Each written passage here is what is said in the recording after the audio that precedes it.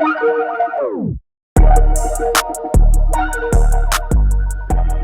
what's happening, peeps? We back again with another one. Appreciate y'all joining today's episode. I got some more fire for y'all. Before we get too deep into content, as always, like, comment, subscribe to the channel. Tell a friend and tell a friend. I appreciate all the feedback I've been getting. Keep the feedback coming, good and bad. Just want to continue to provide content that you guys find value in. And so yeah, let's get into today's episode. You know, a lot of times we talk about networking, reaching out to people who you want to try to build with when you work in an organization. But today's episode, I want to give you a list. I believe I've got 5 people that you want to actually try to avoid in the workplace. And so when you think about when you're working, you're essentially having an ecosystem, right? Some of it is created by the actual organization, the team, the people that you work with, in terms of the environment, the culture, the dynamics of the people that you're interacting with on a consistent basis. But some of it is also created by yourself in terms of, you know, who you want to have conversations with, small talk with, just continue to build with on an ongoing basis beyond just what's work related there as well, right? And that can be a great driver into your success or your failure in your career in that aspect, in terms of who you're hanging around or who you're not hanging around, or who you're actually building rapport with or networking as well. So I got a list of people I just want to make sure you be on the lookout for in your day-to-day work life there as well. So I'm going to kind of go through each one and give you a little bit of my interpretation of how you should be kind of assessing that character type as well. And so the first one I have is just the person that complains, or they're just negative, right? We're human, right? So we all have, good days and bad days, but, there's individuals that are just complaining all the time, right? It's the work, whether it's the work, what such and such said. They tend to be gossipers. They gossip around negativity because they like the drama, right? They like the aspect of toxic situations, toxic conversations, and they're really not providing any insight or anything that's productive there, if you will. And so these are people that, they tend to not necessarily want to progress in life. They actually, or not progress in life, progress in career a lot of times, right? They just like to be in the mix of the drama, right? And so, though this person, this character type is really not good for you to be around as well. And you just want to be on the lookout, for those traits there. I'm gonna kind of give you some things to maybe assess for towards the end of the episode here as well. But first one was the complainer, the negative person. You can throw gossip in that as well, because that's typically around just providing negative drama or toxic situations there as well. The next one I have on the list is the one-upper, right? And what I mean by that is there are individuals that, you may tell a story or something, but they feel like they got to top you, right? You say, hey, man, I scored, 50 points in a game, and they'll tell a story how they scored 70, and so it's a syndrome, and it's not necessarily about the fact that they tried to top you. It's that they want to be the center of attention, and it bothers them that they're not the center of attention. So they will try to steal your shine, or not, your peers' shine as well. But these are not individuals that you want to be around, because they are in competition with you and they see you as a threat, right? It can be a good sign that, you can recognize that they see you as a threat. So you can say, okay, they see something in me that maybe you don't see in yourself. But and competition can be good as well. It can kind of breed success if you're pushing each other. But this is not what I'm talking about. These are individuals that specifically want to be the center of attention. They crave the center of attention. They need to be the center of attention no matter what. Not just from a productivity standpoint, just anything, right? That's why I said, if you're telling a story, you score 50 points in a game in high school, and they say they score 70. They just want to be the center of attention and everything in every aspect on it as well. So be on the lookout for that individual, and stay away from them, as I'll say with all these, more or less, on it. Well, just keeping it real with y'all. So the next one, third I got here, is essentially lazy, right? People that are they didn't come to work, right? It sounds crazy, but they didn't come to work. They are essentially deflecting as much work as they can. They don't want to do anything. They don't even want to do the bare minimum that they're required to do, right? And a lot of times that particular character trait will be a part of the first character trait I mentioned when I terms about complaining and being negative there. So the person is just lazy. That typically will be a person, they're not typically punctual. They get behind, they're not organized.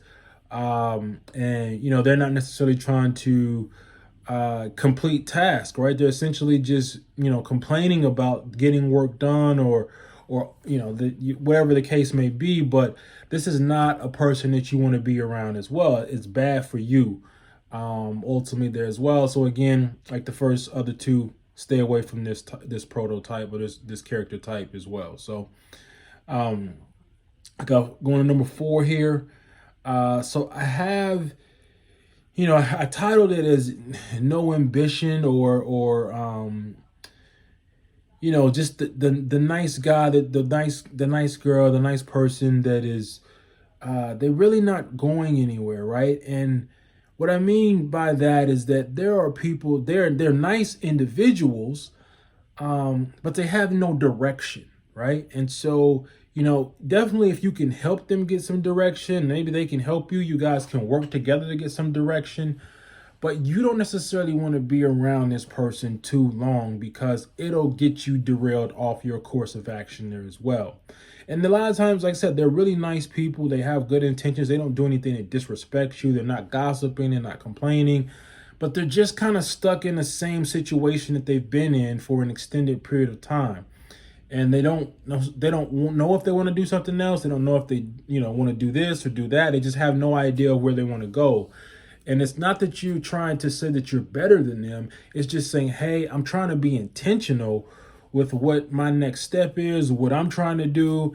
And you need to be around people that are being intentional as well, because that fosters more development, more growth, more productivity, you moving more towards your actual goal or end goal or career path or next step in your career there as well. And this can even this will translate over to your personal life as well. I want to make sure I just state with all of these. I know I have a couple more to go over, but or I think just one more to go over there, but you want to be aware of that, because it all translates. It goes back and forth. It's interchangeable there. So you can have a really great personal life, right, to the maximum. Everything is optimal to you, and you're working in a terrible work environment there, right? You can only do that for so long. It's not going to be sustainable. So just keep that in mind as well. So, and then the one I wanted to bring up here, I actually do have 2 more, I'm sorry. Cut corners person, right? There are people that are always trying to cut corners to figure out a way to cheat the system, finagle the system there. You don't want to hang around those type of individuals, because they will set you up to get in trouble. They will skip the standard procedures. They won't follow protocols. And maybe it'll work out for the most part. But the time it goes wrong, that's the one you're going to pay the piper for, right? Especially if you work in jobs that are manual labor, that you have to put some type of machine together or device together, or, in finance, you have to follow certain, IRS procedures or whatever other procedures as well. But you just want to make sure that you are not hanging around this person, because they will essentially set you up for your own demise, because you'll feel like, well, Chris is doing it, and so why can't I do it? So make sure that you are not hanging around this type of person as well. It's not good for you, as always there. And then the last one I have is this, what I call the company person, the blind company person is what I actually put it down as.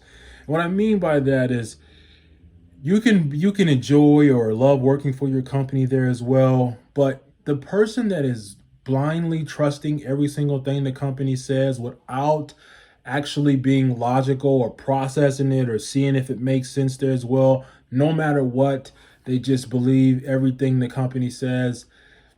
It's not really that good for you. I'm just going to be honest with you, right? And I'm not telling you to think that the companies are on trust. You shouldn't trust your company or trust your employer there as well.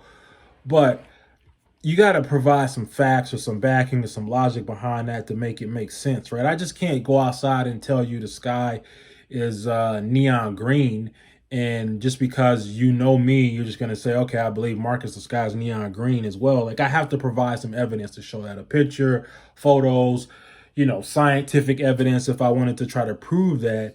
But there needs to be something backing. You just can't blindly believe anything that you hear there as well. So, and the reason I bring that up just because on the surface level, it'll look like it's really good. But when it typically goes wrong, it turns out to be the organization, you didn't get a promotion, you didn't get the layup, you got laid off, you didn't get some type of recognition you thought you were going to get, or whatever the case may be. But a lot of times you put in all the work and it doesn't come, and the end goal is where you actually feel that most impactful there. And then it's kind of too late. You've already put in that groundwork, if you will. So, yeah, I have those 6 there. Those were just the 6 I had. Some things I would say, just kind of assessing that is, every time, you have a conversation with this individual, if you're kind of wondering if they fall in one of these categories there, ask yourself how you feel, right? Ask yourself, do you feel more often than not drained, meaning they are just taking energy from you and you feel more depressed or let down, your mood changes, it drops to a more somber, negative, bothered mood, and assess, is that happening more frequently than the opposite, right? Because we're human. Like I said, you may have a point in time where you're upset, you're having a bad day, maybe you just need to vent a little bit. You should never cut corners on any operating procedure at all. Not saying that's a no-no on that, from that piece there. But from some of the other ones there, you may have just a bad day where you're in a mood there as well. So not to say everybody's going to be perfect, but you need to assess, is this happening more frequently the negative way or the bad way? And how do I feel about it after the fact there as well? And if you're starting to feel like it's always negative, that's probably not good for your energy, and good for your career growth and for your direction, because this is essentially your ecosystem, right? So whatever you continue to hang around, you're more likely to become that, right? If you hang around a bunch of successful people, you're more likely to be more successful. So, I just wanted to kind of bring those down. That's something that came to my mind. I wanted to drop those jewels on you there in our today's conversation there. And let me know if I missed any, right? There's a lot of different things that people see or they find. So if I missed any type of character trait that you've experienced at work, let me know, and drop it in the comments below as well. As always, I appreciate y'all tuning in today's episode. If I'm lit and you lit, then we lit, so stay lit.